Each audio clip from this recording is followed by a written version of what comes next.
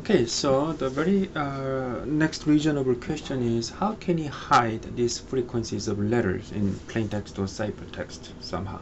And actually it's easy.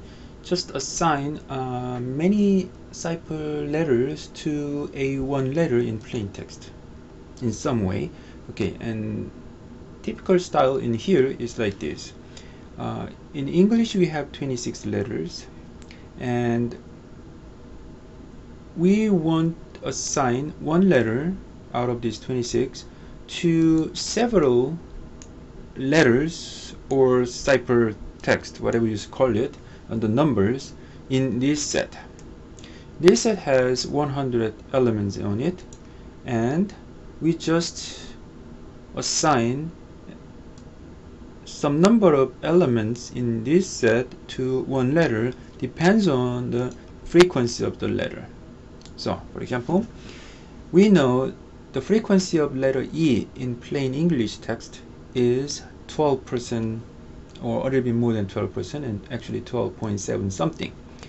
So the closest integer for that is 13.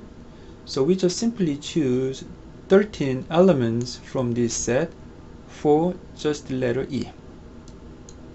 In a similar way, the frequency of letter R is 5.98, so the closest integer is 6, so we just assign 6 numbers from this S and choose matching with R, right? Okay, and just keep doing this way, and this table shows how it works.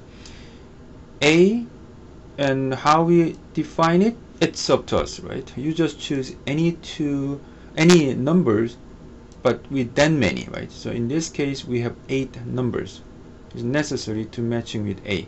B, only just 1% or less than 1%, then it's just one letter, one number is enough, and like this. So E has 13 numbers assigned to them, assigned to it, right? So in that way we could actually well distribute this total 100 numbers into these 26 letters according to the percentage of that letter. Okay. So after that, no matter what our text is, the plain text, we just change to this plain letter to one of these numbers.